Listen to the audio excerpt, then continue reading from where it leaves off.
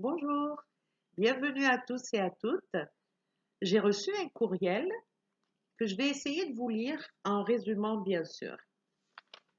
Je suis une jeune maman, j'ai deux garçons, deux jumeaux qui ont 10 ans. Je travaille beaucoup à la maison et le papa ne s'implique pas dans leur éducation. Donc souvent, je vais avoir tendance à les taper et après, je regrette. Je me sens coupable, je me sens très mal et je trouve souvent que je suis une mauvaise mère. Alors, qu'est-ce qui se passe quand on est en colère? Pour beaucoup de personnes, ils vont avoir tendance à crier ou à taper sur des gens. C'est une façon pour eux d'exprimer sa colère.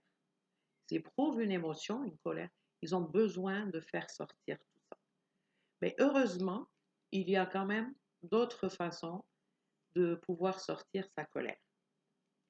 Quand on est en colère, qu'est-ce qui se passe chez nous physiquement? Le sang va monter et on va éprouver cette émotion qui est la colère. La bonne nouvelle, c'est qu'une émotion ne dure que quelques secondes.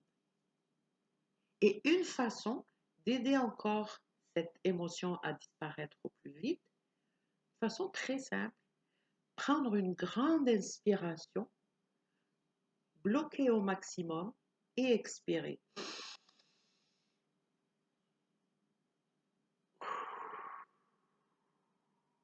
Essayez-le la prochaine fois que vous êtes en colère, vous allez voir. Une fois que vous avez inspiré puis expiré, votre tension va beaucoup baisser, donc votre colère va automatiquement baisser. Maintenant, si après ça, vous voyez que vous n'êtes pas encore calme, il vaut mieux prendre encore quelques minutes pour vous. Quelque chose, vous vous isolez pour faire quelque chose que vous allez aimer. Prendre une douche, aller marcher ou tout simplement s'isoler. Une fois qu'on se sent calmé, là on revient et on va parler à l'enfant. Okay.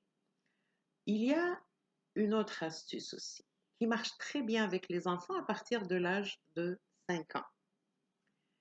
On peut tout simplement signer un contrat que les deux parents vont signer et l'enfant aussi.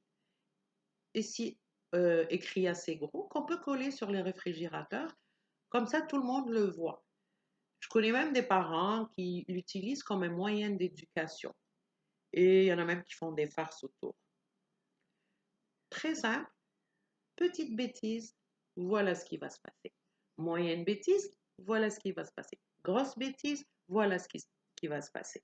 Ça peut aller d'une retenue d'un quart d'heure dans sa chambre, bien sûr sans téléphone et sans ordinateur, jusqu'à 4, 5, 6 heures, vous allez pouvoir juger. Ça peut être être privé de sortie. Ça peut être aussi un cadeau reporté. On devait acheter à l'enfant un cadeau la semaine prochaine. Eh bien, il va savoir que c'est reporté. Pourquoi? Parce qu'il a fait une bêtise. OK? Et ce contrat est aussi intéressant parce que ça permet de responsabiliser l'enfant. J'ai signé un contrat, donc je le respecte. Ce qui est important aussi pour les parents, c'est de prendre un peu de temps dans une journée pour eux, ne serait-ce qu'un quart d'heure. Parce que souvent on se trompe, on va penser que passer beaucoup de temps avec l'enfant est mieux même si on est irritable. Un, un moindre temps en quantité est beaucoup plus efficace qu'un long temps en étant irritable. Et pour finir, dans ce cas précis, il faudrait trouver un moyen d'impliquer petit à petit le papa. Et ça, ce sera une autre occasion pour nous d'en parler. C'est un autre sujet. Je vous dis bye bye, à la prochaine.